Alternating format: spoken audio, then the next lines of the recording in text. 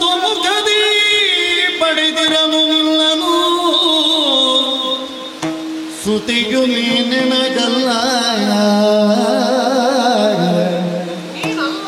ಕ್ರತುಮುಖದಿ ಪಡೆದಿರನು ನಿನ್ನನು ಸುತಿಯು ನೀನೆನಗಲ್ಲ ಅದರಿ ಚಿತಿಯೊಳಮನು ನಿಂದಿಸಲು ಕಾರಣಗಳು ಇಲ್ಲೆನುತ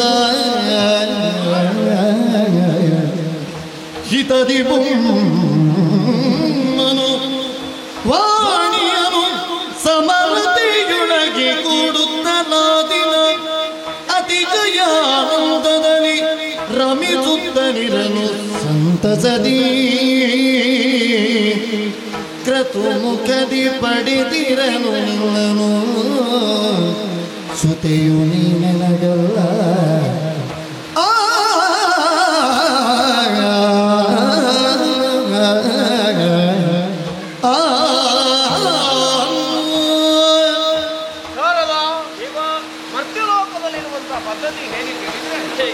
ಬಂಧು ಬಳಗ ತಂದೆ ತಾಯಿ ಮಕ್ಕಳು ಎಲ್ಲ ಸಂಬಂಧ ಇರುತ್ತದೆ. ಹೀಗಾಗಬೇಕು ಅಂತಾದ್ರೆ ಶುಕ್ಲ ಶೋಣಿಕರ ಸಂಬಂಧವೇ ಅದಕ್ಕೆ ಮೂಲ ಕಾರಣವಾಗಿರುತ್ತದೆ. ನಿಜ, ನಿನಗೂ ನನಗಿರುವ ಸಂಬಂಧ ಹೇಗೆ ನೀನು ನನಗೆ ಮಗಳುತ್ತಾಗಿ ಬಂದದ್ದಾದ್ರೂ ಹೇಗೆ ಕ್ರತುಮುಖದಿಂದ ನಿನ್ನನ್ನು ಪಡೆದ ಕಾರಣ ಅಂದ್ರೆ ಹೆಚ್ಚು ಮುಖದಿಂದ ಅಲ್ವಾ? ಹಾಗಾಗಿ ಯಜ್ಞನಾರಾಯಣ ನನಗೆ ಅನುಗ್ರಹಿಸಿದ್ದು ನಿನ್ನನ್ನು. ಹಾಗಾಗಿ ಯಾವ ಕಾರಣಕ್ಕೂ ಯಜ್ಞ ಸಂಭವೇ ಆದಂತ ನೀನು ನನಗೆ ಮಗಳು ಅಲ್ಲವೇ ಅಲ್ಲ. ಹಾಗಾಗಿ ನಿನ್ನನ್ನು ನಾನು ಮದುವೆಯಾದೇನೆಂದಾದರೆ ಈ ಪ್ರಪಂಚದಲ್ಲಿ ಯಾರೂ ನಮ್ಮನ್ನು ನಿಂದಿಸುವುದಕ್ಕೆ ಕಾರಣ ಬೇರೆ ಇಲ್ಲ. ನಿಂದಿಸುವುದಕ್ಕೆ ಬಂದವರನ್ನು ಅದಕ್ಕೆ ಪ್ರತಿ ಉತ್ತರ ನೀಡಬಹುದು ಅಲ್ವಾ? ಹಾಗಾಗಿ ಅದರ ಕುರಿತಾಗಿ ಆಲೋಚನೆ ಮಾಡುವುದು ಬೇಡ. ಮಾಡಿ ಬ್ರಹ್ಮ ನಾವಿವರು ಜೊತೆ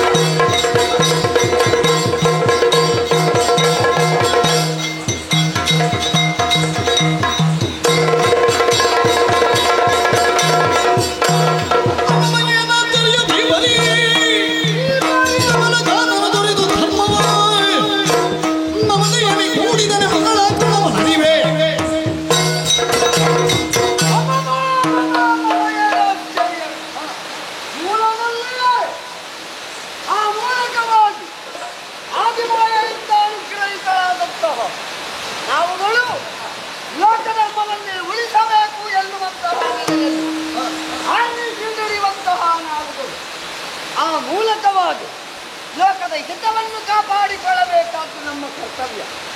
ಅದುವೇ ಶಿರಾಧಾರ್ಯವೆಂದು ಭಾವಿಸಿದಂತಹ ನಾವುಗಳು ಹಾಗೆಯೇ ಕರ್ತವ್ಯದ ಕಡೆಗೆ ಮನ ಮಾಡಿದವು.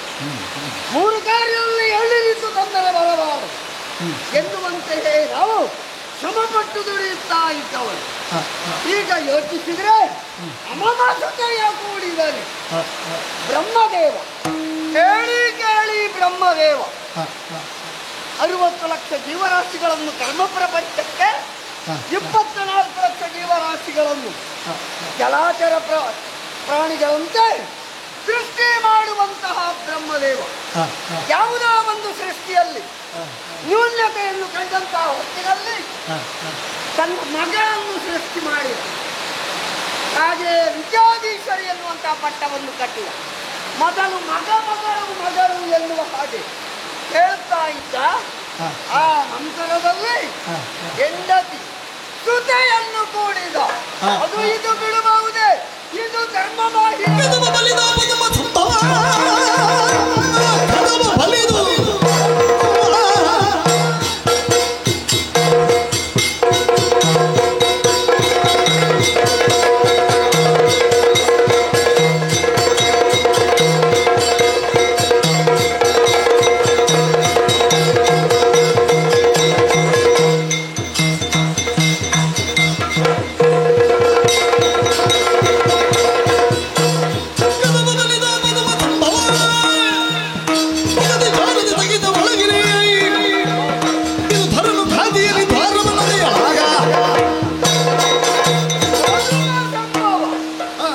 ಹಾಗಿದ್ರೆ ಇಂತಹ ಒಂದು ಇವನ ಬುದ್ಧಿಗೆ ಯಾಕೆ ಬರಡುತನ ಬಂತು, ಯಾಕೆ ಕೊರತೆ ಬಂತು ಅಂತ ಪ್ರಶ್ನಿಸಬೇಕು.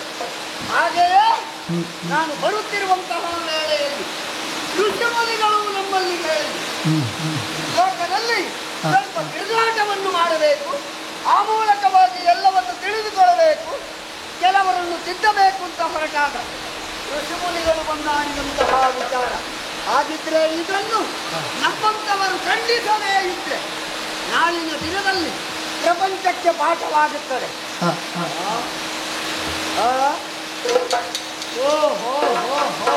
ಏನು ಒಂದು ನಿಂತದ್ದು ಸತ್ಯಲೋಕದ ಹೊರದ್ವಾರ. ಬ್ರಹ್ಮನೊಮ್ಮೆ ಪರೀಕ್ಷೆ ಮಾಡಬೇಕು. ಕೇವಲ ನಾವು ಯಾರೋ ಏನೋ ಹೇಳಿದ್ರು ಎನ್ನುವಲ್ಲಿಗೆ ಕಾರ್ಯವನ್ನು ಕೈಗೆತ್ತಿಕೊಳ್ಳುವವರಲ್ಲ, ಕೂಲಂಕುಷವಾಗಿ ಶೋಧನೆಯನ್ನು ಮಾಡಿ ಮುಂದೇನು ಅಂತ ಯೋಚಿಸುವವರು. ಅದಕ್ಕಾಗಿ ಬ್ರಹ್ಮನನ್ನು ಪರೀಕ್ಷಿಸಬೇಕು, ಕಣ್ಣಾರೆ ನೋಡಬೇಕು ಅಂತ ಸತ್ಯಲೋಕಕ್ಕೆ ಬಂದ್ರೆ ಸತ್ಯಲೋಕದ ಮುಖ್ಯ ದ್ವಾರ ಬ್ರಹ್ಮನಿರುವ ಸ್ಥಳ, ಅದುವೇ ಬಾಗಿಲು ಮುಚ್ಚಲ್ಪಟ್ಟಿದೆ. ನೋಡುವ, ಬಾಗಿಲು ತೆರೆದ ಇವರನ್ನು ಕರೆಯುವ. ಓ ಬ್ರಹ್ಮದೇವ, ನಾನು ಅಂದ್ರೆ ಕಾಡ ಕಿರಾತ. ಸ್ವಲ್ಪ ಬ್ರಹ್ಮದೇವರಲ್ಲಿ ಕಟ್ಟೆ ಇತ್ತು, ಅವರನ್ನು ನೋಡಬೇಕು ಅಂತ ಬಂದಿದ್ದೇವೆ. ಅವರು ಬರ್ಲಿಕ್ಕಾಗುವುದಿಲ್ಲ, ನಾಳೆ ಬನ್ನಿ. ನಾಳೆ ಬನ್ನಿ. ನಾಳೆ ಬರ್ಲಿಕ್ಕೆ ನೀವು ಹೇಳಿದ ಹಾಗೆ ಬರ್ಲಿಕ್ಕೆ ನಾನಂತೂ ನಿಮ್ಮದೇವ. ನನಗೆ ಬ್ರಹ್ಮದೇವರನ್ನು ನೋಡಬೇಕು, ಅದಕ್ಕಾಗಿ ಸ್ವಲ್ಪ ಬಾಗಿಲು ಗಡಿಬಹುದಾ? ಅವರು ಸ್ವಲ್ಪ ಕೆಲಸದಲ್ಲಿದ್ದಾರೆ. ಏನು ಕೆಲಸ? ಸೃಷ್ಟಿಯ ಕಾರ್ಯದಲ್ಲಿದ್ದಾರೆ. ಯಾವ ಸೃಷ್ಟಿ? ನೂತನ ಸೃಷ್ಟಿ. ಓ, ನೂತನ ಸೃಷ್ಟಿ. ನೂತನ ಸೃಷ್ಟಿಯ ಒಳ್ಳೆಯದು. ಬ್ರಹ್ಮದೇವನು ಸೃಷ್ಟಿಯ ಕಾರ್ಯದಲ್ಲಿದ್ದಾನಂತೆ. ನಾಳೆ ಬನ್ನಿ, ಇವತ್ತು ಬೇಡ. ನಾಳೆ ಬರಲಿಕ್ಕೆ ನೀವು ಕೇವಲ ಕರ್ಮ ಪ್ರಪಂಚದವರು ಬಂದಾಗ ನಾಳೆ ಕಳಿಸುವವರಿದ್ದು ನಮ್ಮಂತ ಭಕ್ತರು ಬರುವಾಗ ನೀವು ನಾಳೆ ಬನ್ನಿ ಅಂತ ಹೇಳಲಿಕ್ಕಿಲ್ಲ. ಆದ್ದರಿಂದ ಅಲ್ಲಿ ಪೂಜೆ ಮಾಡಿ ಹೋಗಿ. ಯಾವುದಕ್ಕೆ? ದ್ವಾರಕ್ಕೆ ಪೂಜೆ ಮಾಡಿ. ಎಂಥದ್ದು ದ್ವಾರಕ್ಕೆ ಪೂಜೆ ಮಾಡಲಿಕ್ಕೆ ಆಗುವುದಿಲ್ಲ. ನನಗೆ ಬ್ರಹ್ಮದೇವರಲ್ಲಿಯೇ ಮುಖಕ ಮಾತಾಡಲಿಕ್ಕೆ ಉಂಟು. ಸ್ವಲ್ಪ ಬಾಗಿಲು ತರಿದ್ದೀರಾ? ಆಗುವುದಿಲ್ಲ. ಮೂರು ಮಾತಿಗೆ ಆಗುವುದಿಲ್ಲ. ಹೇಗೆ ತೆರೀಸಬೇಕು ಅಂತ ನನಗೆ ಗೊತ್ತು.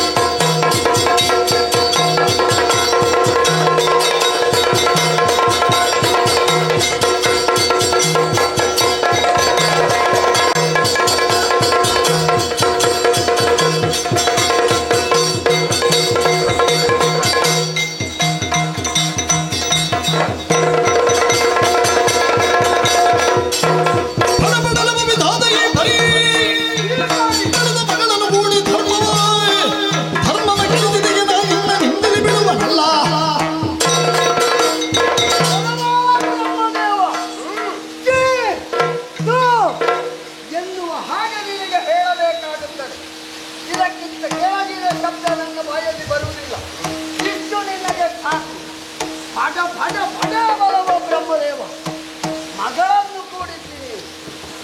ಎಲ್ಲರೂ ಹೇಳಿದೆ, ಪ್ರತಿಯೊಬ್ಬರೂ ಕೂಡ ಬೆರಳೆತ್ತಿ ತೋರಿಸ್ತಾ ಇದ್ದಾರೆ.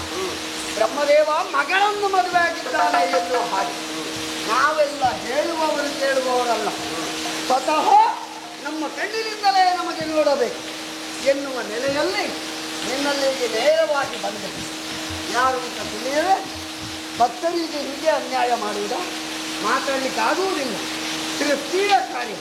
ನೀನೊಬ್ಬ ಧರ್ಮಪುರುಷ. ಧರ್ಮೋ ಹಿ ಪರಮೋಲೋಕೆ ಧರ್ಮ ಸತ್ಯಂ ಪ್ರತಿಷ್ಠಿತ ಎನ್ನುವ ನಾಣ್ಣುಡಿಯನ್ನು ಮೂರು ಮೂರ್ತಿಗಳು ಲೋಕಕ್ಕೆ ಸಾರುವವರು.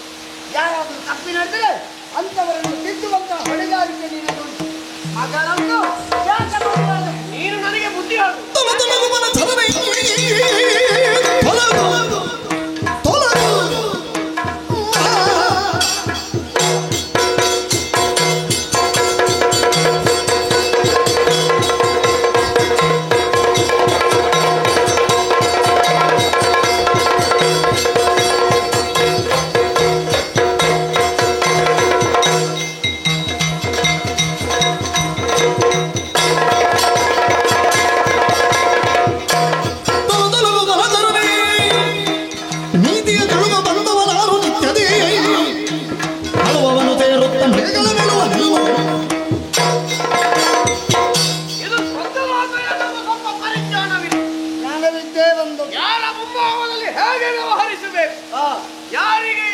ರೀತಿ ಮಾತುಗಳನ್ನು ಹೇಳಬೇಕು.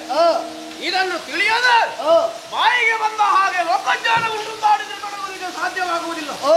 ನೋಡಿದ್ರೆ ಒಬ್ಬ ಕಾಡಕ್ಕಿರಾತ ಕಾಡಿನಲ್ಲಿ ಇದ್ದುಕೊಂಡು ಬೇಡರ ಪಡೆಗಳನ್ನು ಜೊತೆಗೂಡಿಸಿಕೊಂಡು ಎಲ್ಲಿಯಾದ್ರೂ ಹೊಟ್ಟೆ ಬಾಡಿಗೆ ಬೇಕಾಗಿ ಕಾಡಮೃಗಗಳನ್ನು ಬಡಿದುಕೊಳ್ಳುವಂತ ಜಾತಿಯವನು ಇಲ್ಲಿಗೆ ಬಂದು ನನಗೆ ನೀತಿ ಹೇಳ್ತಾ ಇದ್ಯಾ?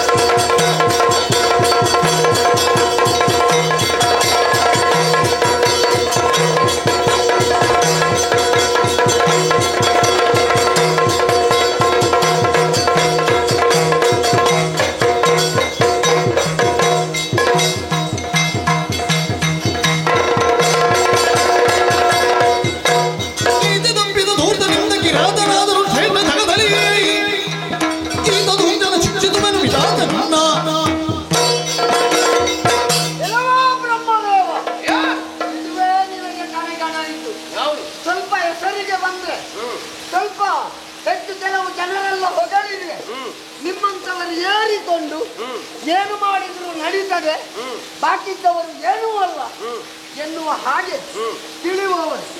ಆದರೆ ಪ್ರತಿಯೊಬ್ಬನಲ್ಲಿಯೂ ಕೂಡ ಅವನದ್ದಾದಂತಹ ಸಾಮರ್ಥ್ಯ ಉಂಟೇ ಇರ್ತದೆ. ಆದ್ದರಿಂದ ಹೇಳುತ್ತೇನೆ, ನಾಡ ಕಿರಾತನಾದರೆ ಇನ್ನು ಉಳಿದವನಾದರೆ ಒಬ್ಬ ನಾಡಿನ ದೊರೆ ತಪ್ಪಿದ್ರೆ ಪ್ರಜೆಗೂ ಹೇಳಬಹುದು ಅಲ್ವಾ? ಒಬ್ಬ ಗುರು ತಪ್ಪಿದ್ರೆ ಶಿಷ್ಯನಿಗೂ ಹೇಳಬಹುದು.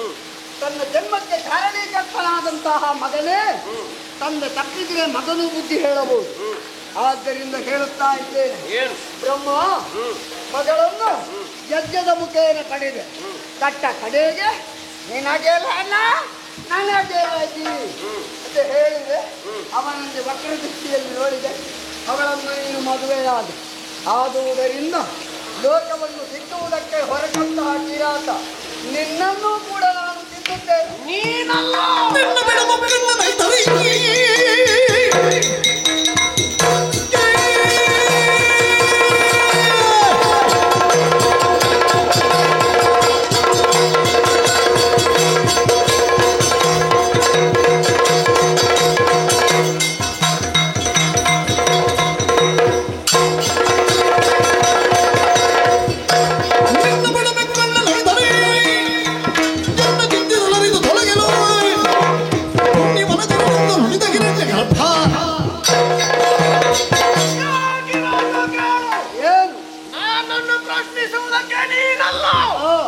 ಮುಕ್ಕಣ್ಣನಾದಂತಹ ಪರಶಿವನೇ ಬಂದರೂ ಕೂಡ ನಾನಲ್ಲ, ನಿನ್ನನ್ನು ಲೆಕ್ಕಿಸಲಾರೆ. ನಿನಗೆ ಪರಶಿವನೇ ಬೇಕಾ? ಪರಶಿವನು ಬಂದರೂ ಲೆಕ್ಕಿಸುವುದಿಲ್ಲ. ನಾನು ಯಾರು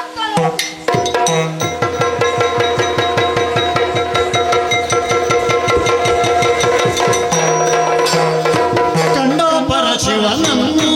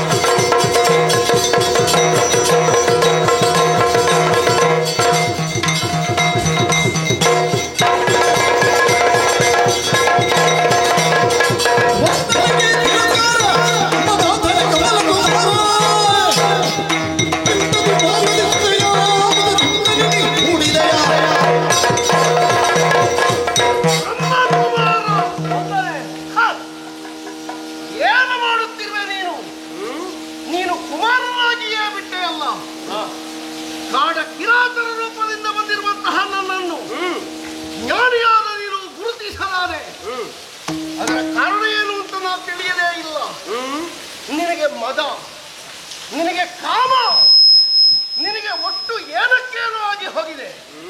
ಹಾಗಾಗಿ ರೂಪಮರೆಯಾಗಿ ಬಂದಿರುವಂತಹ ನನ್ನನ್ನು ಯಥಾರ್ಥ ಸ್ಥಿತಿಯಲ್ಲಿ ಗುರುತಿಸುವುದಕ್ಕೆ ಅಸಮರ್ಥನಾದ ನೀನು ಜಳಹುವುದಕ್ಕೆ ಆರಂಭ ಮಾಡಿದ್ದೀಯ.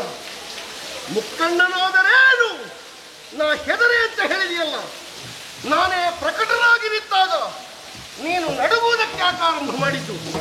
ನನ್ನ ಪಾದಕ್ಕೆ ಆನಂದನಾದದ್ದು ಯಾಕೆ? ಹಾಗಾದರೆ ನಿನ್ನ ಒಳಗಿಂದ ಒಳಗೆ ಯಾವುದೋ ಒಂದು ಕಳ್ಳತನ, ಒಂದು ಅಪರಾಧಿ ಭಾವ, ಒಂದು ತಪ್ಪಿತಸ್ಥರ ಪ್ರಜ್ಞೆ ಉಂಟು ಎನ್ನುವುದಕ್ಕೆ ನಿನ್ನ ಚರ್ಯೆಯೇ ಸಾಕ್ಷಿ.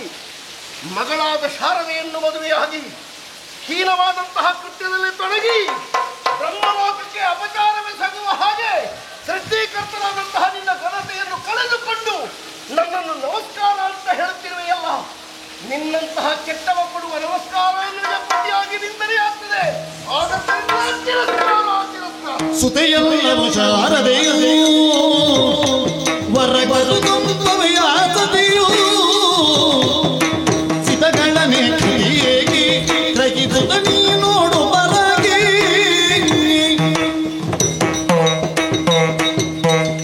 ಪರಮೇಶ, ಸತ್ಯಲೋಕಕ್ಕೆ ನೀನಾಗೆ ಬಂದದ್ದಲ್ಲ. ನಿನ್ನದಾದಂತಹ ರೂಪವನ್ನು ಮರೆಮಾಚಿ ಕಿರಾತನಾಗಿ ನೀನು ಬಂದ ಕಾಲದಲ್ಲಿ ನಾನು ಎದುರಿಸಿದ್ದು ಹೌದು. ಏನು ಕಿರಾತನ ಆಗಬಾರ್ದ? ನಾನು ಆಗಬಾರದು ಅಂತ ಯಾವತ್ತು? ನಾನು ಆದಿ ಕಿರಾತ. ಹೌದು. ನಾನು ಪಶುಪತಿ. ಜೀವನನ್ನು ಬೇಟೆಯಾಡುವ ಸರ್ವ ಸ್ವಾತಂತ್ರ್ಯತೆ ನನಗೆ ಇದ್ದದ್ದರಿಂದಲೇ ನಾನು ಕಿರಾತ ರೂಪದಿಂದಲೇ ಜಗತ್ತನ್ನು ಸುತ್ತುವವ. ಆದರೆ ಸತ್ಯಲೋಕಕ್ಕೆ ಬರುವಾಗ ಹಾಗೆ ಬರಬೇಕಾಗಿ ಇರಲಿಲ್ಲ. ಋಷಿಮುನಿಗಳು ಹೇಳಿದಂತಹ ದೂರನ್ನು ಆಲಿಸಿದ ನಾನು ಬ್ರಹ್ಮ ಹೀಗೂ ಒಂದು ತಪ್ಪು ಮಾಡಿದರೆ ಎನ್ನುವುದನ್ನು ಕಾಣುವುದಕ್ಕೆ ನಾನು ಅದೇ ರೂಪದಿಂದ ಬಂದರೂ ಸುಜ್ಞಾನಿಯಾದ ನಿನಗರ್ಥ ಆಗ್ಲಿಲ್ಲ. ಯಾಕೆ? ಏನು ಮಾಡೋ? ಆ ಕಾಲದಲ್ಲಿ ಒಬ್ಬ ಕೇಳಿದ್ದು ಕಿರಾತನೇ ಆಗಿರಬಹುದು ಎನ್ನುವ ಕಾರಣಕ್ಕಾಗಿ ಮುಕ್ಕಣ್ಣನೇ ಬಂದರು. ಅದರ ಅರ್ಥ ಏನು? ಏನು? ಮುಕ್ಕಣ್ಣನೇ ಬರುವುದಾದ್ರೆ ಬರಲಿ, ಅವ ಬಂದು ಕೇಳುವುದಾದ್ರೆ ಅವನಿಗೆ ಏನು, ಯಾಕೆ ಹೀಗಾಯಿತು ಇದನ್ನು ತಿಳಿಸುವ ಎನ್ನುವ ಕಾರಣಕ್ಕಾಗಿ ನಾನು ಅವನಲ್ಲಿ ಆಡಿದ್ದು. ಕಿರಾತನಾದ್ರೇನು, ಪಶುವಾದ್ರೇನು, ಸುತನಾದ್ರೇನು, ಯುಕ್ತಿಯುಕ್ತವಾದದ್ದನ್ನು ಗಿಳಿ ಹೇಳಿ ಬಾಲಕ ಹೇಳಿ ಕೇಳಬೇಕಲ್ಲ. ಹೌದು. ಹಾಗಾಗಿಯೇ ನೀನೇ ಈಗ ಪ್ರಕಟಗೊಂಡ ಕಾಲದಲ್ಲಿ ಈಗ ಯಾವ ಕಿರಾತನ ಮುಂದೆ ನಾನು ಎದೆ ಮುಂದೆ ಮಾಡಿ ನಿಂತಿದ್ದೇನು, ಅದೇ ಈಗ ನಿನ್ನ ಮುಂಭಾಗದಲ್ಲಿ ನನ್ನ ತಲೆಯನ್ನು ತಗ್ಗಿಸಲಿಲ್ವಾ? ಹಾಗಾಗಿ ತಲೆಯನ್ನು ಹಾಗಾದ್ರೆ ಜನ ನೋಡಿ ಮನೆ ಹಾಕುವ, ಮುಖ ನೋಡಿ ನಮಸ್ಕಾರ ಮಾಡುವ ನೀನು. ಯಥಾರ್ಥ ಅಲ್ಲ ಅದು. ಒಬ್ಬ ಬಂದ್ರೆ ಒಂದು, ಇನ್ನೊಬ್ಬ ಬಂದ್ರೆ ಇನ್ನೊಂದು, ಒಂದೇ ವಿಷಯ. ಈಗ ಕಿರಾತ ಕೇಳುವುದನ್ನೇ ಈಶ್ವರ ಕೇಳುತ್ತಿರುವುದು. ಕಿರಾತನಿಗೆ ಉದ್ಧಟತನದ ಉತ್ತರ, ಈಶ್ವರನಿಗೆ ದೀರ್ಘದಂಡ ಪ್ರಣಾಮ. ಕಳ್ಳತನ ಅದು. ಪರಮೇಶ, ಯಾರಿಗೆ ಯಾವ ಮನೆ ಅಂತ ಇಲ್ವಾ? ನಿನಗೆ ಕೊಡುವ ಸ್ಥಾನವನ್ನು ಇನ್ನೊಬ್ಬರಿಗೆ ಕೊಡುವುದಕ್ಕಾಗುತ್ತದ? ವಿಷಯದ ಸ್ಪಷ್ಟೀಕರಣದಲ್ಲಿ ಹೌದಾದ್ರೆ ಅವರಿಗೂ ಕೊಡಬೇಕು. ಹಾಗಾದ್ರೆ ಅವನ ಮುಂಭಾಗದಲ್ಲಿ ಆಡಬೇಕಾದಂತ ಅನಿವಾರ್ಯತೆ ಬದ್ಧತೆ ನನಗೆ ಇಲ್ಲದ ಕಾರಣ ಹಾಗಾಗಿ ಬೇಡ ಅಂತ ಬಿಟ್ಟದ್ದು. ಈಗ ನೀನು ಬಂದು ಕೇಳುತ್ತಾ ಇದ್ದಿ, ಮಗಳನ್ನು ಮದುವೆಯಾದೆ ಅಲ್ವಾ? ಯಾರು ಹೇಳಿದ್ದು ಮಗಳು ಅಂತ? ಯಾರು ಹೇಳಿದ್ದಂದ್ರೆ ನಮಗೆ ಯಾರಾದ್ರೂ ಹೇಳಿ ಆಗ್ಬೇಕಾ? ನಮಗೆ ಅರ್ಥ ಆಗುದಿಲ್ವಾ? ಅಲ್ಲವೇ ಅಲ್ಲ, ಸುದ್ದಿ ಎಲ್ಲ ಶಾರದೆ. ಹೇಗಲ್ಲ? ಯಾಕಲ್ಲ? ಕ್ರತುಮುಖದಿಂದಲೇ ಪಡೆದದ್ದು. ಹಾಗಾಗಿ ಯಜ್ಞಮುಖದಿಂದ ಪಡೆದಂತ ಅವಳು ಯಾವ ಕಾರಣದಿಂದಲೂ ಮಗಳಾಗುವುದಕ್ಕೆ ಆಗುವುದಿಲ್ಲ. ಹಾಗಾಗಿ ಅವಳು ಮಗಳಲ್ಲದೆ ಇರುವ ಕಾರಣದಿಂದ ಅವಳು ನಾನು ಮದುವೆ ಆಗಿದ್ದೇನೆ. ಯಾಕೆ ನಿನಗೆ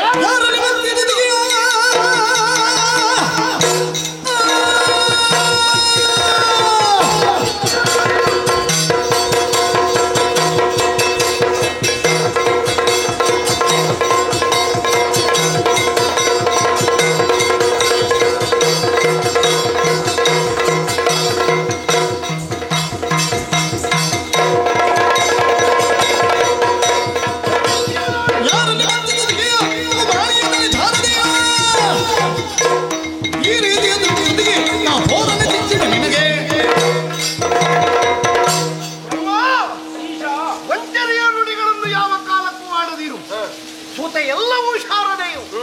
ಅದಕ್ಕೆ ನೀನು ಕೊಡುವಂತಹ ಸ್ಪಷ್ಟೀಕರಣ ಋತುಮಕದಿಂದ ಪಡೆದದ್ದು. ಹೌದು. ಯಜ್ಞ ಎನ್ನುವುದು ಏನು? ಕಾಮ್ಯವಾದದ್ದು. ನಾವು ಏನನ್ನು ವ್ಯವಸ್ಥಿತವಾಗಿ ದೃಷ್ಟಿಸ್ತೇವೋ, ಯಾವುದನ್ನು ಸಂಕಲ್ಪ ಮೂಲಕವಾಗಿ ನಮ್ಮ ಇಷ್ಟ ಇದು ಅಂತ ಹೇಳಿಕೊಳ್ತೇವೋ, ಅದನ್ನು ದೇವತೆಗಳು ಬೃಹತ್ಮಕದಿಂದ ಕೊಡುವುದು ಅಂತ ಅರ್ಥ. ನೀನು ಹೆಣ್ಣು ಮಗಳೊಬ್ಬಳಬೇಕು ಎನ್ನುವುದೇ ಸಂಕಲ್ಪವಾಗಿಸಿ ಯಜ್ಞವನ್ನು ಪ್ರಾರಂಭಿಸಿದವ. ಹುಟ್ಟಿದ ಮಗಳನ್ನು ಬಾರಮ್ಮ ಶಾರದೆಯೇ ಅಂತ ಹೆಸರಿಟ್ಟು ಕರೆದವ. ವಿದ್ಯಾದಿ ಪಟ್ಟವನ್ನು ಕಟ್ಟುವಲ್ಲಿವರೆಗೂ ಅವಳನ್ನು ಮಗಳೆನ್ನುವ ಭಾವದಿಂದಲೇ ಕಂಡವನ್ನಿ. ತಂದೆಯಾಗಿ ಮಗಳ ಸಂಬಂಧವನ್ನು ಹೊಂದಿದಂತಹ ಆಕೆಯನ್ನು ಯಾಕೆ ಸೇರಿದೆ ಎನ್ನುವುದರ ಹಿನ್ನೆಲೆಯಲ್ಲಿದ್ದದ್ದು ಒಂದೇ ಒಂದು, ಏನು? ವಿದ್ಯಾಧಿ ಪಟ್ಟಕ್ಕೆ ಮನ್ಮಥನನ್ನು ನೀನು ತಿರಸ್ಕರಿಸಿದ್ದು. ಅಂತವನ ಬಾಣಕ್ಕೆ ತುತ್ತಾದಂತಹ ನೀನು ಕಾಮವಾಹಿತನಾಗಿ ಮಗಳು ಎನ್ನುವಂತಹ ಪ್ರಜ್ಞೆಯನ್ನೇ ಮರೆತು ಅವಳನ್ನು ಕಾಮದೃಷ್ಟಿಯಿಂದ ಕಂಡು ಅವಳನ್ನೇ ನೀನು ವಿವಾಹವಾದೆ. ಇನ್ನು ಪ್ರಶ್ನಿಸುವುದಕ್ಕಿಲ್ಲ, ಇನ್ನು ವಿಚಾರಿಸುವುದಕ್ಕಿಲ್ಲ. ನೀನು ತಪ್ಪುಗಾರನು ಎನ್ನುವುದಕ್ಕೆ ಮತ್ತೊಬ್ಬ ನನಗೆ ಸಾಕ್ಷಿಯೂ ಬೇಕಾಗಿಲ್ಲ. ಲಯಕರ್ತೃ ನಿನ್ನನ್ನು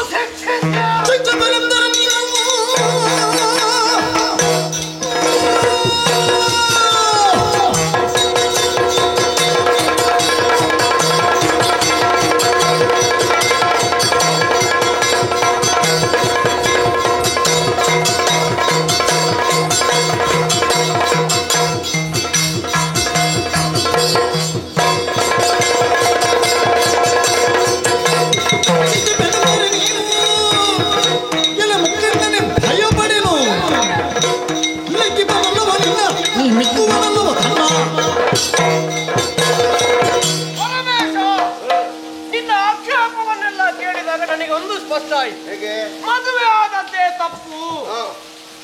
ಹೇಗೆ ತಪ್ಪಾಗುತ್ತದೆ ಅಂದ್ರೆ ಈಗ ನಿಮಗೆ ಇರುವವರೆಗೆ ಮದುವೆ ಆಗ್ಲಿಲ್ವಾ?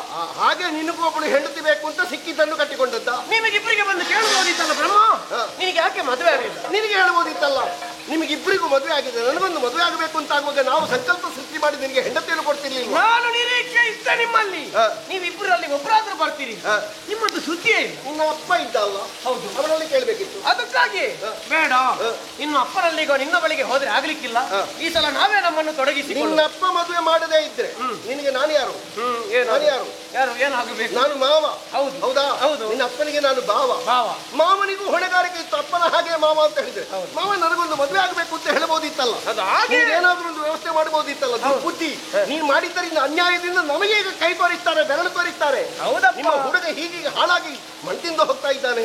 ನಿಮ್ಮ ಹುಡುಗ ಹಾಳಾಗಬಾರದು ಅಂತಿದ್ರೆ ಹೊಣೆಗಾರಿಕೆ ನಿಮಗೂ ಅಲ್ವಾ ಹೆಚ್ಚಾಗ? ನೀ ತಪ್ಪು ಮಾಡಿದ್ದರಿಂದ ನಮಗೆ ಈಗ ಎಚ್ಚರವಾಗಿದೆ. ಹೌದು. ಹಾಗಾದ್ರೆ ತಪ್ಪು ಮಾಡುವ ಹಾಗೆ ಮಾಡಿದ್ದು ಕಾರಣ ಯಾರಾಗುತ್ತೀರಿ? ನೀವಾಗುತ್ತೀರಿ. ಹಾಗಾದ್ರೆ ನಾವು ತಪ್ಪು ಮಾಡದ ಹಾಗೆ ನೀವು ಇಬ್ಬರು ಮುಂದುವರಿಯುತ್ತಿದ್ರೆ ಈಗ ಆಗುತ್ತದೇ ಇರಲಿಲ್ಲ. ಈಗ ನಿನ್ನ ಅರ್ಥ ಏನು ಅಂತ? ಏನು? ಈಗ ನಾವು ಇಬ್ಬರು ನಿನ್ನನ್ನು ಕೇಳಲಿಲ್ಲ ಎನ್ನುವುದರಿಂದ ನೀನು ಸಿಕ್ಕಿದಾಗೆ ಮಾಡಿದ್ದುಂಟು. ಅಲ್ಲ, ನಾನೀಗ ಪಡೆದದ್ದು ಹೌದು, ಈಗ ಮಗಳು ಅಂತ ಕರೆದದ್ದು ಹೌದು, ಇಲ್ಲ ಅಂತ ಆಡುವುದಿಲ್ಲ. ಈಗ ಕರೆದ ತಪ್ಪಿಗೆ ಮದುವೆ ಆದದ್ದು. ಮಗಳು ಅಂತ ಕರೆದದ್ದಕ್ಕೆ ಮದುವೆ ನನಗೆ ಗೊತ್ತಾಯ್ತು. ಮಗಳು ಅಂತ ಕರೆದ ತಪ್ಪು ತಪ್ಪೇಯ. ಈಗ ಯಾರನ್ನಾದ್ರೂ ಮಗಳೇ ಅಂತ ಕರೆದ್ರೆ ಆ ತಪ್ಪಿಗೆ ಮದುವೆ ಆಗುವುದಾ? ತಪ್ಪು ಅಂತ ಗೊತ್ತಾಯ್ತು. ಮತ್ತೆ ಏನು ಮಾಡುವುದು? ನಾನೇ ಅಲ್ವಾ ಎಲ್ಲರಿಗೂ ಸೃಷ್ಟಿಕರ್ತನಾಗಿರುವವ. ಹಾಗಾಗಿ ಯಾರ್ಯಾರನ್ನು ಮದುವೆ ಆಗುವುದು ಯಾಕೆ? ಸತ್ಯಲೋಕದಲ್ಲೇ ಯಜ್ಞಮುಖದಿಂದ ಪಡೆದ ಈಕೆಯನ್ನೇ ಮದುವೆ ಆಗಬೇಕು ಅಂತ ಆದ್ರೆ ಈಗ ನೀವು ಆಗಿದ್ದೀರಿ, ನಾವು ಆದೆವು, ಇಲ್ಲಿಗೆ ಸರಿ ಆಯ್ತು. ಸೃಷ್ಟಿಕರ್ತ ಹೌದು. ನಿನ್ನನ್ನು ಯಾರಾದ್ರೂ ಅಪ್ಪ ಅಂತ ಕರೆಯುವವರಿದ್ದಾರ? ನಿನ್ನನ್ನು ಅಜ್ಜ ಅಂತಲೇ ಕರೆಯುವುದು. ನೀನು ಪಿತಾಮಹ ಅಂತ ಕರೆದವರನ್ನು ನೀನೇನು ಮಾಡ್ತೀಯೋ ಗೊತ್ತಿಲ್ಲ. ನಿನ್ನ ಅಪ್ಪ ಅಂತ ನೇರವಾಗಿ ಕರೆದವರನ್ನೇ ನೀನು ಮದುವೆ ಆದಿಯಲ್ಲ. ಹೌದು, ಇದು ವಿಷಯ. ನಾನು ಶಿಕ್ಷಿಸ್ತೇನೆ ನಿನ್ನನ್ನು. ನೀನು ಶಿಕ್ಷಿಸುವುದು ಯಾಕೆ? ಹೆದರಿಸುವುದಕ್ಕೆ ತೊಡಗಿದ್ದೀನಿ. ಈಗ ನನಗೆ ಅರ್ಥ ಆಗಿದೆ. ನಾನು ಲಯಕರ್ತನಾಗಿ ಲೋಕದಂಡನೆಯನ್ನು ಹೊಂದಿದವ. ನಿನ್ನ ಹಾಗೆ ನಾವು ಜೊತೆಯಾಗಿ ಆದದ್ದು ನೆನಪಿಸಿಕೋ. ಏನು? ನಾವು 3 ಮೂರ್ತಿಗಳು, ಒಂದೊಂದು ಮೂರ್ತಿ ಬೇರೆ ಬೇರೆ ಆದದ್ದಲ್ಲ, ಬೇರೆ ಆಗಿದ್ದದ್ದು ಒಂದಾದದ್ದು. ಹಾಗಾದ್ರೆ ಏನು? ನಿನ್ನಷ್ಟೇ ಸಾಮರ್ಥ್ಯವನ್ನು ಹೊಂದಿದವನು ನಾನು. ನೀನು ಶಿಕ್ಷಿಸುತ್ತೇನೆ ಅಂತ ಹೆದರಿಸಿದ್ರೆ ಹೆದರುವವನು ನಾನಲ್ಲ. ನಾನೇನು ಸುಮ್ಮನೆ ಉಳಿತೇನೆ ಅಂತ ಬಾಯಿ. ಈಗ ನಾನು ಈಶ್ವರನಾದ್ರೆ ನೀನು ಬ್ರಹ್ಮ. ನಾನು ಬ್ರಹ್ಮ. ನಾನು ಲಯಕರ್ತೃವಾದ್ರೆ ನಾನು ಸೃಷ್ಟಿಕರ್ತ. ನಿನಗೊಂದು ಕರ್ತೃತ್ವ ಉಂಟು. ನಾನು ರಜತಾದ್ರಿವಾಸ. ನಾನು ಸತ್ಯಲೋಕೇಶ. ನಾನು ಏರುವುದು ನಂದಿಯನ್ನು. ನಾನು ಏರುವುದು ಹಂಸವನ್ನು. ನಾನು ಹಿಡಿಯುವುದು ಶೂಲವನ್ನು. ನನ್ನ ಕೈಯಲ್ಲಿರುವುದು ದಂಡ. ನೀನು ಬರೇ ದಂಡ. ನೀನು ಏನಿದ್ರು ಎಷ್ಟಿದ್ರು ನನ್ನಷ್ಟು ಆಗಲಾರೆ. ನಾನು ಪಂಚಮುಖ ಅಘೋರ ಈಶಾನ ತತ್ಪುರುಷ ವಾಮದೇವ ಎನ್ನು 5 ತಲೆಗಳನ್ನು ಹೊಂದಿದವ ನಾನು. ನಳಿನದೇವತನು ಯೋಗ ಬಲದಲ್ಲಿ ತಳುವ ನಿಯಮತ್ತೊಂದು ತಲೆಯನು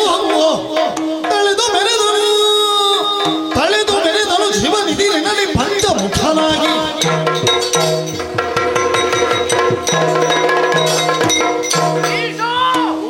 ಪಂಚಮುಖನಾಗಿ ನನ್ನ ಮುಂಭಾಗದಲ್ಲಿ ಕಾಣಿಸಿಕೊಳ್ಳುವುದಕ್ಕೆ ಈಶಾನ ಅಘೋರ ತತ್ಪುರುಷ ವಾಮದೇವ ಅರ್ಥ ಆಗುತ್ತದೆ. ಏನು ನನ್ನಲ್ಲಿ ಇಲ್ಲ ಅಂತ ನೀನು ಭಾವಿಸಿದ್ದ? ಏನುಂಟು? ಇಷ್ಟರವರೆಗೆ ಚತುರ್ಮುಖ ಹೀಗೆ ನಾನು ಕಾಣಿಸಿಕೊಂಡದ್ದು. ಅದರ ಅರ್ಥ 5 ಇಲ್ಲ ಅಂತಲ್ಲ. ಮತ್ತೆ ಒಂದು ನಿನಗೆ ಕಾಣಲಿಲ್ಲ. ಎಲ್ಲುಂಟು? ನಿನಗೆ ಕಾಣದೇ ಇರುವುದಕ್ಕಾಗಿ ನಾನೇ ಅದನ್ನು ಅಡಗಿಸಿಟ್ಟದ್ದು.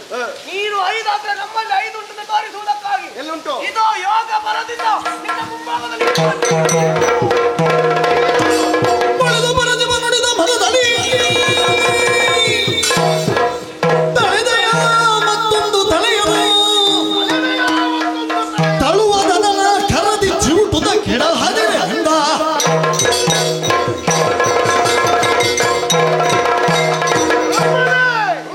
ನನಗೆ ಸರಿಸಮನಾಗಿ ನಿಲ್ಲಬೇಕು ಎನ್ನುವ ಭಾವದಿಂದ ಚತುರ್ಮುಖನಾದ ನೀನು ಪಂಚಮುಖನಾಗುವುದಕ್ಕಾಗಿ ಯೋಗ ಬಲದಿಂದ ಮತ್ತೊಂದು ತಲೆಯನ್ನು ತಳೆದೆಯೋ ಅಹಂಕಾರದಿಂದ ಕಾಣಿಸಿದಂತಹ ತಲೆಯನ್ನು ಇದಾಚು ಎನ್ನ ಜಲಮಮ್ಮಿ ಚಿವುಟಿದರೆ ಭರದಿಂದ ನಿನ್ನ ಗರಮ ಕಚ್ಚಿ ಕೀರಿ ಲಗ್ನವನೆಲ್ಲ ಉನ್ನತದ ಸೌಭಾಗ್ಯ ಬಳಸಿ ಪಿಚ್ಚ ಪಾತ್ರೆಯ ಹಿಡಿದುದಲೆ ಕರದಲಿ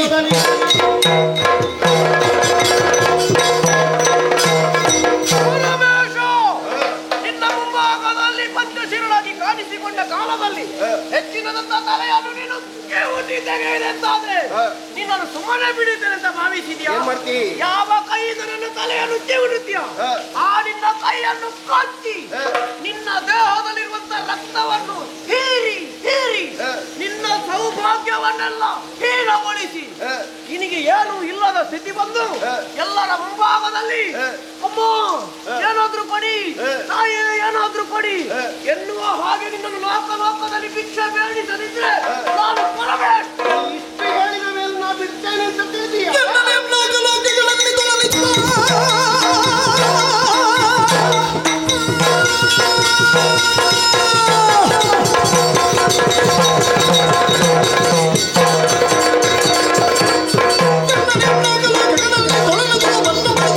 ಕೇಳದೆ ಚಿವುಟಲ್ಗಿ ಚೆನ್ನಾಗಿ ಭಕ್ತಿ ಬೀಳಿತು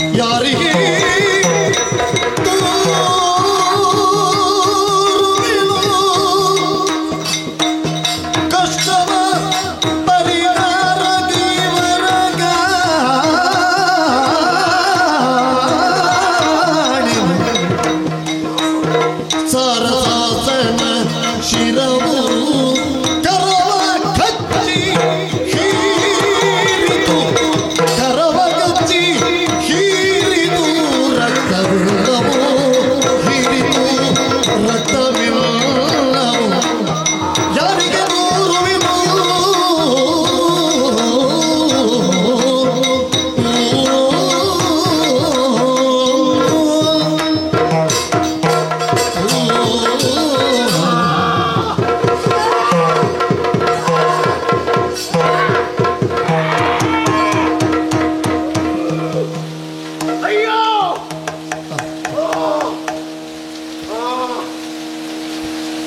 ಬ್ರಹ್ಮ, ನೀ ನನ್ನ ತಲೆಯನ್ನು ಕೆಟ್ಟಿದ್ರೆ ನಿನ್ನ ಕೈಯನ್ನು ಕಟ್ಟಿ ಕಾಡುತ್ತೇನೆ.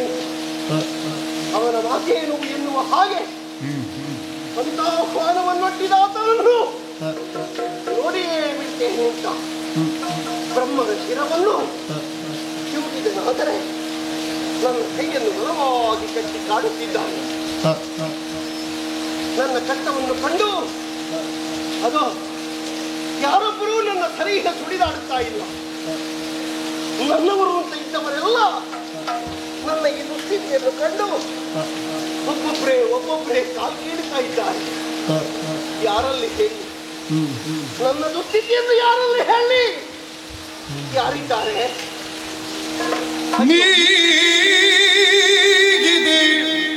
ಭಾಗ್ಯವಾನ್ ದಿಗಂಬರನಾಗಿ ತ್ರಿಜಗವ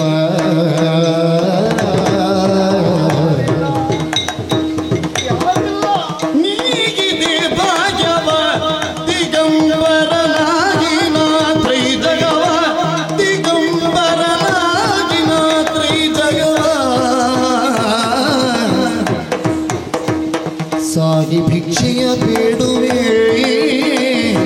ಸಾಗಿ ಭಿಕ್ಷೆಯ ಬೇಡುವೆ, ಬ್ರಹ್ಮಕ ಬಾಲಕಾಗಿ ತಿರುಗನಾಗುವೆ, ಬ್ರಹ್ಮಕ ಬಾಲಕಾಗಿ ತಿರುಗನಾಗುವೆ. ನೀಗಿದೆ ಭಾಗ್ಯವ ದಿಗಂಬರನಾಗಿನ ತ್ರಿಜಗವ, ದಿಗಂಬರನಾಗಿನ ತ್ರಿಜಗವ.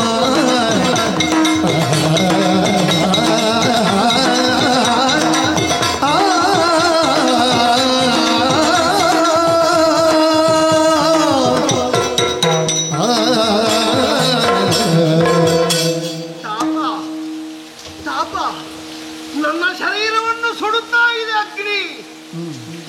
ನನಗೆ ಅಗ್ನಿಯ ತಾಪವೇ ನನ್ನ ದೇಹವನ್ನು ಕಪ್ಪಾಗಿಸಬಹುದಾದಂತಹ ಚಂದ್ರನಿದ್ದಾನೆ ಅಂತ ತಲೆಗೆ ಕೈ ಹಾಕಿದರೆ ಚಂದ್ರ ಇಲ್ಲ. ದಾಹ, ಗಂಟಲ ಪಸೆ ಒಣಗುತ್ತಾ ಇದೆ. ಕುಡಿಯುವುದಕ್ಕೆ ನೀರಲ್ಲಿ ಅಂತ ಗಂಗೆ ಅಂತ ಕರೆದರೆ ಗಂಗೆಯು ಮಾಯವಾಗಿ ಹೋಗಿದ್ದಾಳೆ.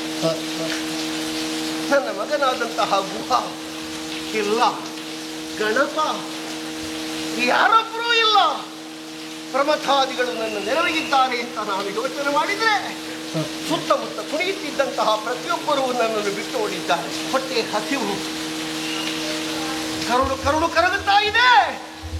ಸಾಕ್ಷಾತ್ ಅನ್ನಪೂರ್ಣೇಶ್ವರಿ ನನ್ನ ಹೆಂಡತಿ ಪಾರ್ವತೀ ದೇವಿ ಇಲ್ಲ, ಹುಳು ಕೂಡ ದೂರವಾಗಿ ನಿಂತಿದ್ದಾಳೆ.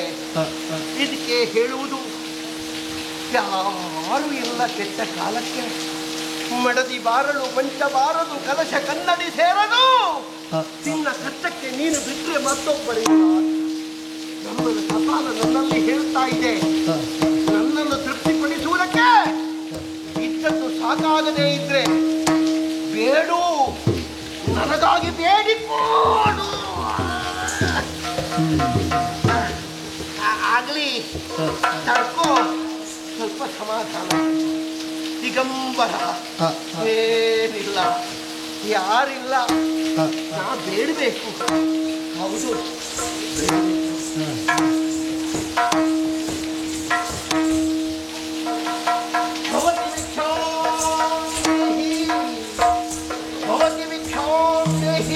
ಮೈಗೆಲ್ಲ ಹಾವಿನ ಮುದ್ದಗಾಣಿ, ಮೈಗೆಲ್ಲ ಹಾವಿನ ಮುದ್ದಗಾಣಿ, ಬಲದ ಕೈಯಲ್ಲಿ ಕಿಡಿದ ನಾಗರ ಬೆತ್ತ ಕಾಣಿ, ಬಲದ ಕೈಯಲ್ಲಿ ಕಿಡಿದ ನಾಗರ ಬೆತ್ತ ಕಾಣಿ. ವಯ್ಯಾರ ಮೂರು ಲೋಕ ಕರ್ತ ಕಾಣಿ, ವಯ್ಯಾರ ಮೂರು ಲೋಕ ಕರ್ತ ಕಾಣಿ, ತಕ್ಕ ತ್ರಿಯ ದಯಾನು ತಕ್ಕ ಕಾಣಿ. ಶಿವನು ಭಿಕ್ಷಕ್ಕೆ ಬಂದ ನೀರು ಬಾರೆ ತಂಗಿ, ಇವನಂತ ಚೆಲುವರಿಲ್ಲ ಬಾರೆ. ಶಿವನು ಭಿಕ್ಷಕ್ಕೆ ಬಂದ ನೀರು ಬಾರೆ ತಂಗಿ, ಇವನಂತ ಚೆಲುವರಿಲ್ಲ ಬಾರೆ ತಂಗಿ, ಇವನಂತ ಚೆಲುವರಿಲ್ಲ ನೋಡು ಬಾರೆ.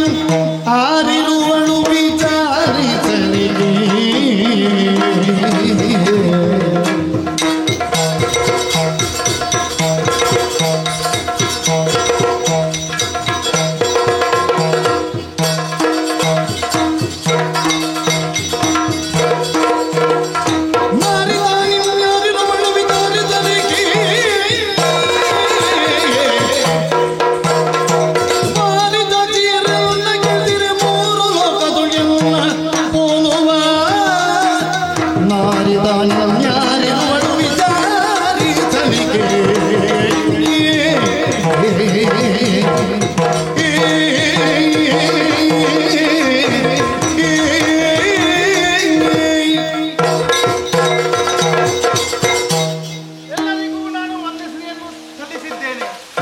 ಹೌದಾ ಸ್ವಾಮಿ? ನಮ್ಮ ಪರಿಚಯವಾಯ್ತಾ? ಯಾರು ಯಾವುದಿದು ಲೋಕ? ಯಾವುದು ಯಕ್ಷಲೋಕ ಎನ್ನುವ ಹಾಗೆ 3 ಲೋಕ ಉಂಟು. ಸ್ವರ್ಗ, ಮರ್ತ್ಯ, ಪಾತಾಳ ಎನ್ನುವ ಹಾಗೆ ಈ ಸ್ವರ್ಗಲೋಕದಲ್ಲಿ ಒಂದು ನಮ್ಮದಾದಂತಹ ಯಕ್ಷಲೋಕ. ಯಕ್ಷಲೋಕವನ್ನು ಆಳುವಂತಹ ರೂಪಿಣಿ ನಾಮಕಳಾಗಿ ಈ ಯಕ್ಷಲೋಕವನ್ನು ಆಳುತ್ತಾ ಇದ್ದೇನೆ. ಎಲ್ಲರೂ ನನ್ನ ರೂಪಲಾವಣ್ಯವನ್ನು ಕಂಡು ಹೇಳುವ ಮಾತುಂಟು. ಯಾವ ರೀತಿಯಾಗಿ ನದಿಯ ರೂಪವನ್ನು ಮಿಗಿಲೆನಿಸುವಂತಹ ರೂಪ ಎನ್ನುವ ಹಾಗೆ. ರೂಪ ಮಾತ್ರವಲ್ಲ, ನಮ್ಮಲ್ಲಿ ಐಶ್ವರ್ಯ ಉಂಟು, ವಿದ್ಯೆಯುಂಟು, ಸಕಲವು ತುಂಬಿಕೊಳ್ಳುವುದರಿಂದಾಗಿ ನನಗೆ ಸರಿ ಸಮಾನರಾದವರು ಈ ಪ್ರಪಂಚದಲ್ಲಿಯೇ ಇಲ್ಲ. ಈ ಪ್ರಪಂಚದಲ್ಲಿಯೇ ಇಲ್ಲ ಎಂತಾದಾಗ ಎಲ್ಲರೂ ನಮ್ಮನ್ನು ಗಮನಿಸಬೇಕಲ್ಲ. ಅದಕ್ಕಾಗಿ ಇಂದು ಬೇಳುವೆನೊಂದು ಮನದಿರ ಅಂದಣವ ಏರುತ್ತ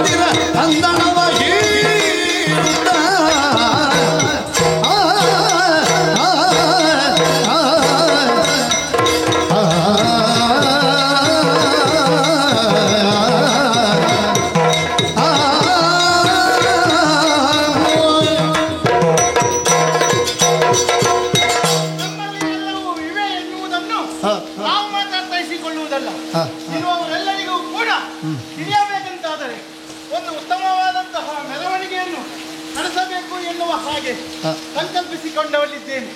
ಅದಕ್ಕಾಗಿ ನಮ್ಮವರನ್ನೆಲ್ಲರನ್ನೂ ಸೇರಿಸಿಕೊಂಡಿದ್ದೇನೆ. ಬಂಗಾರದ ರಥವನ್ನು ಸಿದ್ಧಪಡಿಸಿಕೊಂಡಿದ್ದೇನೆ. ಇನ್ನು ತಡ ಮಾಡುವುದಲ್ಲ, ವಾದ್ಯ ನಿನಾದಗಳೊಂದಿಗೆ ಶಂಖಧ್ವನಿಗಳನ್ನು ಮೊಳಗಿಸುತ್ತಾ ವಿಜೃಂಭಣೆ ಮೆರವಣಿಗೆಯನ್ನು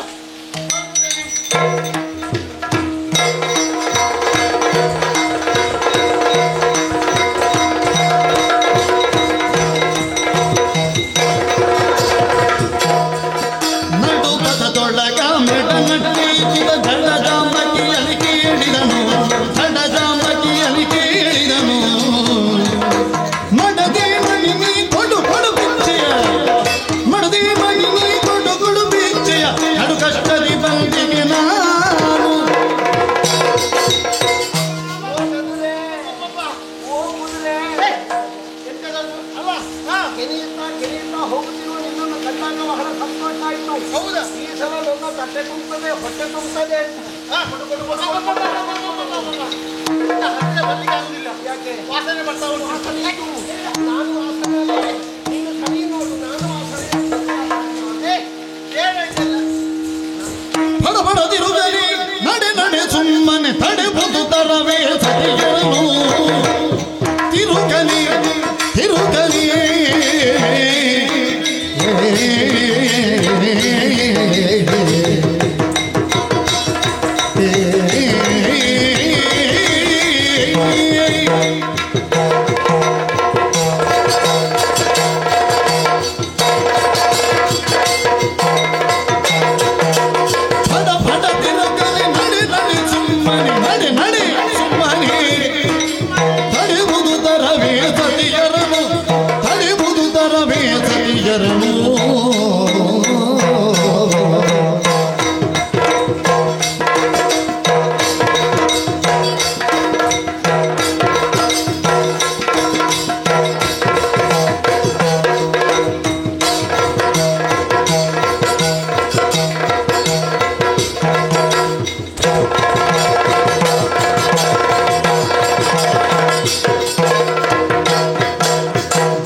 ಬೆಳಕನ್ನು ತೋರಲು ಮಡದಿಯರುಳುನ ಬೆಳಕನ್ನು ತೋರಲು ಮಡದಿಯರುಳುನ ಬಿಡದಿ ಕಣ ಮೂಗಿಸದಿರೇನು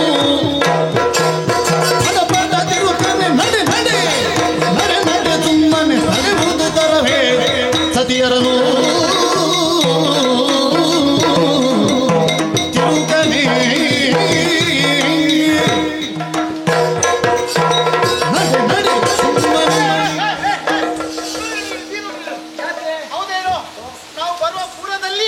ಸಂಗೂರವನ್ನು ನಡೆಸಿದ್ದೇವೆ. ದಕ್ಷಿಣಿ ಬರುತ್ತಾಳೆ ಎನ್ನುವ ಹಾಗೆ ನಿಮ್ಮ ಮರಣ ಆಗ್ತದೆ ಅಂತ ಗೊತ್ತಾಯ್ತು. ಅದೆಂತದದು ಆಗಮನವಾಗ್ತದೆ ಅಂತ. ನಿನ್ನ ಬರೋಣ ಬರೋಣ. ಹೌದು, ಹಾಗೆ ಡಂಗೂರವನ್ನು ಸಾಯಿಸಿದವರು ನಾವು ಹೆಣ್ಣು ಮಕ್ಕಳೆಲ್ಲರೂ ಸೇರಿಕೊಂಡು ಹೋಗುವಂತಹ ಸಂದರ್ಭದಲ್ಲಿ ಮಕ್ಕಳಲ್ವಾ? ಹೌದೌದು, ನನಗೆ ಉಡುಪಿನಲ್ಲಿ ಗಂಡ ಹೆಣ್ಣು ಅಂತ ಗೊತ್ತಾಗಲಿಲ್ಲ. ಹೌದಾ? ಇದು ಹೆಣ್ಣು ಮಕ್ಕಳು. ನಮ್ಮದು ಯಕ್ಷಲೋಕದಲ್ಲಿ ಇದೇ ರೀತಿಯಾಗಿ ಸಿದ್ಧತೆ ವೈಭೋಗದ ಸಿದ್ಧತೆ ಇದು. ನಮ್ಮ ಭೂಲೋಕದಲ್ಲಿಯೂ ಹೀಗೆ ಕತ್ತಿ ಹಾಕುವವರು ಸಿಗ್ತಾರೆ. ಹೌದಾ? ಹೌದು. ಈಗ ನಾವು ಹೋಗುವಂತಹ ದಾರಿಗೆ ಅಡ್ಡಲಾಗಿ ಬಂದಿದ್ದೆಲ್ಲ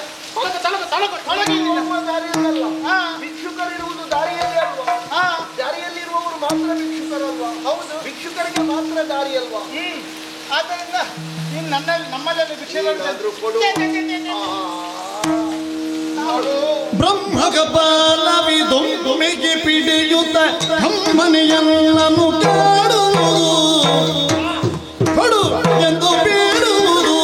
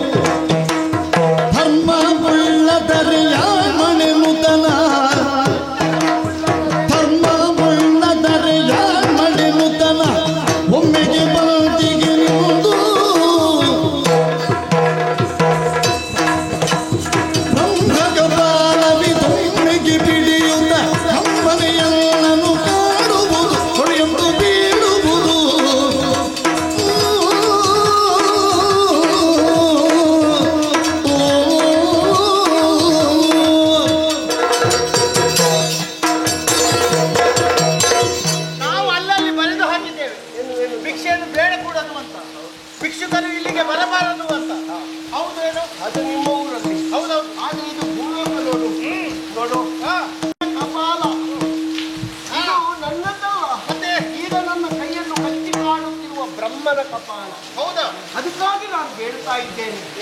ಧರ್ಮ ಉಳ್ಳವರು ಧರೆಯಲ್ಲಿರುವವರು ಅಂತ ಭಾವಿಸಿ ನಾನು ಇದಕ್ಕಾಗಿ ಬೇಡ್ತಾ ಇದ್ದೇನೆ. ಯಕ್ಷಿಣಿ, ರೂಪಿಣಿ, ನಿನ್ನಂತಹ ಶ್ರೀಮಂತೆ, ನಿನ್ನಂತಹ ಆಡ್ಯೆ, ನಿನ್ನಂತಹ ಗುಣಾಡ್ಯೆ ಏನಾದರೂ ಕೊಡಲಾರೆಯ? ಇದನ್ನು ತೃಪ್ತಿಗೊಳಿಸುವುದಕ್ಕಾಗಿ ಬೇಡುತ್ತಿರುವ ನನ್ನ ಮೇಲೆ ದಯದಾಕ್ಷಿಣ್ಯವನ್ನಿರಿಸಿ ಏನಾದರೂ ಭಿಕ್ಷೆ ಕೊಡಬೇಕು. ಕೊಟ್ಟಿಗೆ ಪೂರ್ವದೆಷ್ಟೋ ಜನರಿಗೆ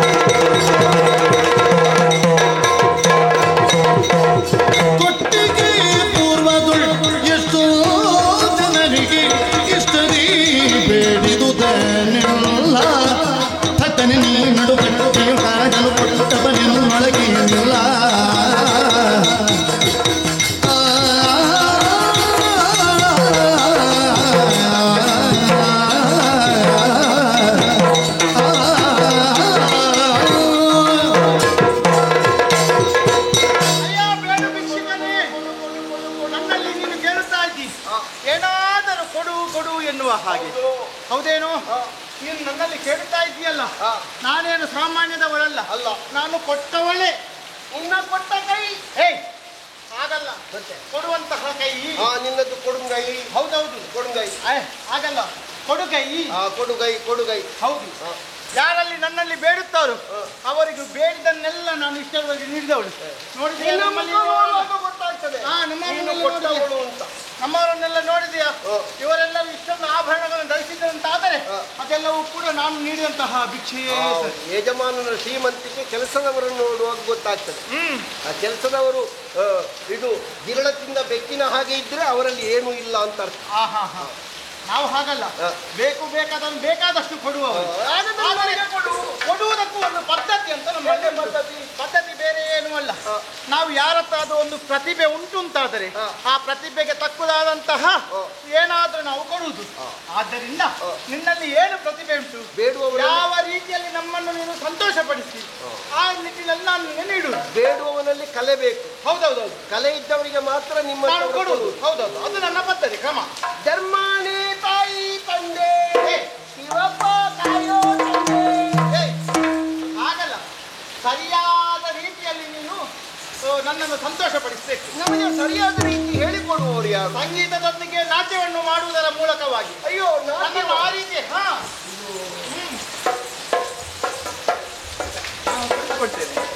ನನಗೆ ಮನೋರಂಜನೆ ನೀಡಬೇಕು.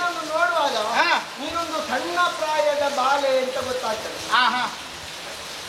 ಹೌದು, ಚಿಕ್ಕ ಪ್ರಾಯದ ಬಾಲೆ ಚದುರೆ. ಇದು ಸೇರಿಲ್ಲ, ಸರಿಯಾಗಿಲ್ಲ. ಗೊತ್ತಿಲ್ವಾ? ನನಗೆ ಗೊತ್ತಿದ್ದನ್ನು ಏನಾದರೂ ಸ್ವಲ್ಪ ನನಗೆ ತೋರಿಸುದು ಸಾಕು. ಚಿಕ್ಕ ಕೇಳುವುದಿಲ್ಲ. ಇದು ಎಂತದದು? ನನಗೆ ಕುಣಿಲಿಕ್ಕೆ ಬರುವುದಿಲ್ಲ. ಆದ್ರೂ ಒಂದು ಸ್ವಲ್ಪ ಕುಣಿಯುವ. ಆಡಿದ ನಾಟ್ಯವ ಆದಿಶಿವ ಕೊಂಡಾಡಿ ಮುಗಿಯದ ಲಯ ವಿಭವ. ಆಡಿದ ಆಡಿದ ಆಡಿದ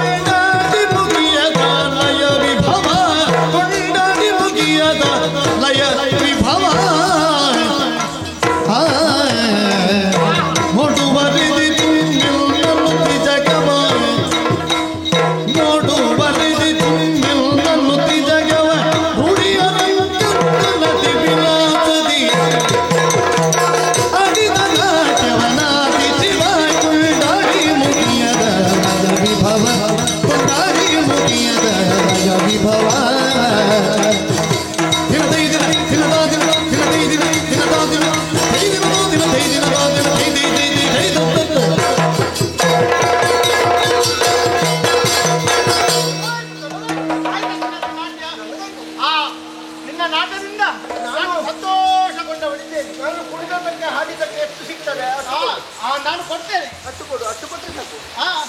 ನಾನು ಕೊಡುವುದಾದರೂ ಕೂಡ ಅದಕ್ಕೆ ಒಂದು ಕ್ರಮ ಉಂಟು. ನಾನು ಪಡೆದುಕೊಳ್ಳುವವರು ನಾನು ಕೊಡುವುದನ್ನು ನೋಡುವ ಹಾಗಿಲ್ಲ. ಅಂದ್ರೆ ಕಣ್ಣು ಮುಚ್ಚಬೇಕು. ಅವರು ಕಣ್ಣು ಮುಚ್ಚಿದರೆ ಮತ್ತೆ ನೀನು ಕೊಡುವುದು ಯಾಕೆ? ಅಲ್ಲ, ನಿನ್ನ ತಂದೆಯನ್ನು ತುಂಬಿಸ್ತೇನೆ. ಆ ಬಳಿಕ ನೀನು ನೋಡುದು, ನಿನಗೆ ಸಂತೋಷ ಪಡ್ಬೇಕಲ್ಲ.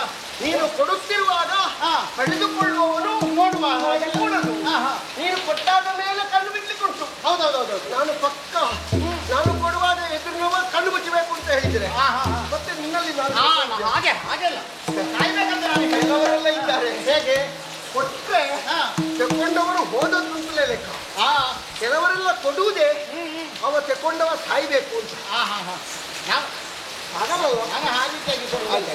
ಆಯ್ತು, ಕಣ್ಣು ಕಣ್ಣು ಮುಚ್ಚು, ಕಣ್ಣು ಮುಚ್ಚು, ಕಣ್ಣು ಮುಚ್ಚು.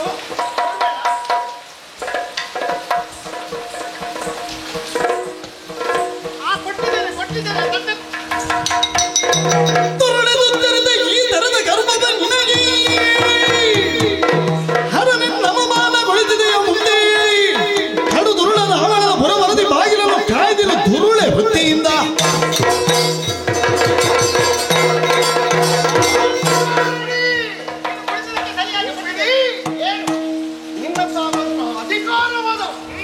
ನಿನ್ನ ರೂಪ ಸೌಂದರ್ಯದ ಮದ, ನಿನ್ನ ವಿದ್ಯಾ ಸಾಮರ್ಥ್ಯದ ಮದ ಅದೆಲ್ಲವೂ ಅವಿವೇಕವಾಗಿ ತಲೆದೋರಿದ ಕಾರಣವೇ ಬೇಡುತ್ತಿರುವವ ಯಾರು ಎನ್ನುವಂತಹ ಪ್ರಜ್ಞೆಯೂ ಇಲ್ಲದೆ ಹರಣ ಶಿಕ್ಷಾಪಾತ್ರೆಗೆ ಮಣ್ಣೆರಚಿದೆ.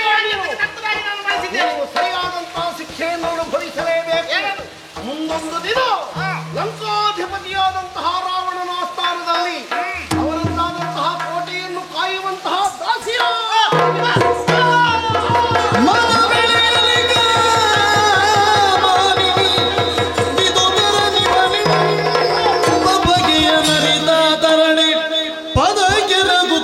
ಭಯದಲ್ಲಿ ವಿಧ ವಿಧದ್ಯೂ ಗೋಳಿಟ್ಟೊರಳಿದಳಗಳು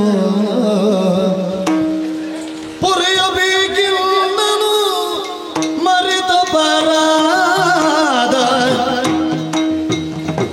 ಮರೆಗೊಂಡಿ ನಿಂದಿನಿ ನಿನ್ನಯ ಪಾದ ಪೊರೆಯಬೇಕು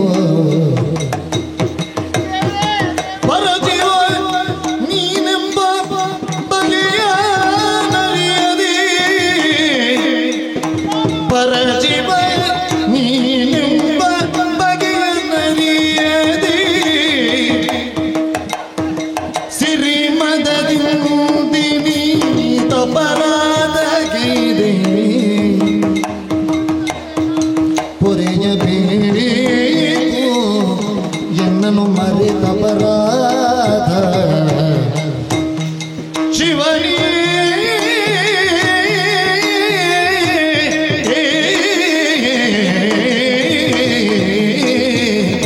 ಶಂಕರನೇ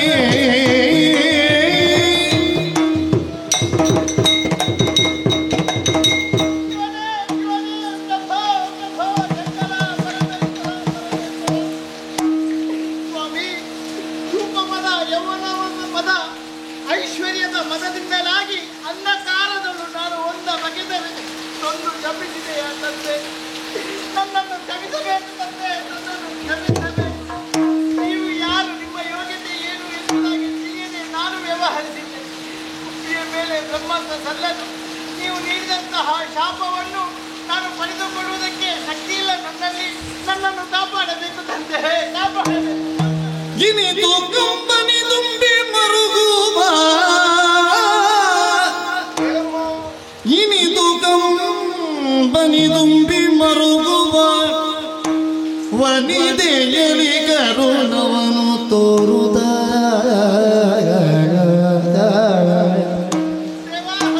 ತ್ರಿಣಯನು ತುರಿದ ತಪ್ಪಲರಿಗದು ನುಡಿದ ವಚನವಿದು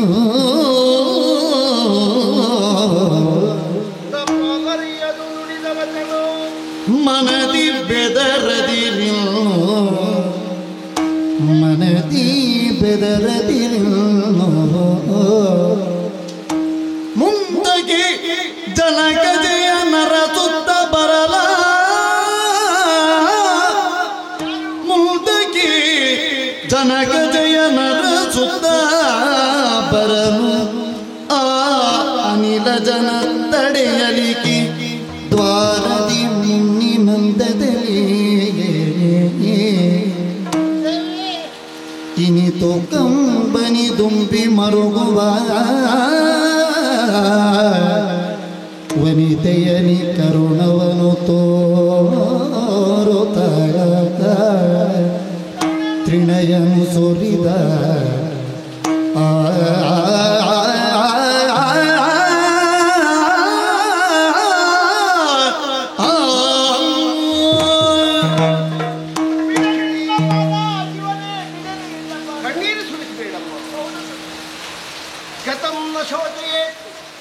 ಭವಿತವ್ಯಂ ಭವತ್ಯೇವ ವರ್ತಮಾನ ಕಾಲೇನ ವರ್ತಯಂತಿ ವಿಚಕ್ಷಣ. ಏನ್ ಮಾಡುವ ಹೇಳು. ನೀನು ವರ್ತಿಸಿದ್ದು ತಪ್ಪಾದ ಕಾರಣವೇ ಶಾಪಕ್ಕೆ ಗುರಿಯಾದೆ. ಸಿಕ್ಕಿದ ಶಾಪವನ್ನು ಹೇಗೆ ನಾಶನಪಡಿಸುವುದು ಅಂತ ಯೋಚಿಸೋಣ. ಶಾಪದ ಹಾಗೆ ಅಯ್ಯಯ್ಯೋ, ನುಡಿದ ನುಡಿ ಯಾವ ಕಾಲಕ್ಕೂ ತಪ್ಪಾಗಲಾರದು, ತಪ್ಪಾಗುವುದೂ ಇಲ್ಲ, ತಪ್ಪಾಗಲಿಕ್ಕೂ ಇಲ್ಲ. ಹಾಗಾದರೆ ನನ್ನ ಲೋಕವನ್ನು ಸೇರುವ ಬಗೆ ಹೇಗೆ? ನೀನು ರಾವಣನ ಕೋಟೆಯನ್ನು ಕಾಯುವ ದಾಸಿಯಾಗಲೇಬೇಕು. ಯಕ್ಷಿಣಿಯಾದ ನೀನು, ರೂಪಿಣಿಯಾದ ನೀನು, ಲಂಕಿಣಿ ಎನ್ನುವ ಹೆಸರಲ್ಲಿ ಅಲ್ಲಿ ಇರುವ ಕಾಲಕ್ಕೆ ದೇವಿ ಸೀತೆಯನ್ನು ಹುಡುಕುವ ನೆಪದಿಂದ ಅನಿಲಜ ಅರ್ಥಾತ್ ವಾಯುಸುಕುಮಾರ ನನ್ನ 11 ಮುಖದಲ್ಲಿ ಭೀಮ ಎನ್ನುವ ಮುಖದ ಮೂಲಕವಾಗಿ ಅನುಗ್ರಹವನ್ನು ಹೊಂದಿ ಅಂಜನಾದೇವಿ ಹೆತ್ತು ಕೊಡುವ ಕೂಸಿನಿಂದಲೇ ನಿನ್ನ ಶಾಪದ ವಿಮೋಚನೆಯಾಗ್ತದೆ. ಅಲ್ಲಿಯವರೆಗೆ ಕಾಲದ ನಿರೀಕ್ಷೆಯಲ್ಲಿದ್ದುಕೋ, ಎಲ್ಲವೂ ಒಳ್ಳೆಯದಕ್ಕಾಗಿ ಆಗ್ತದೆ.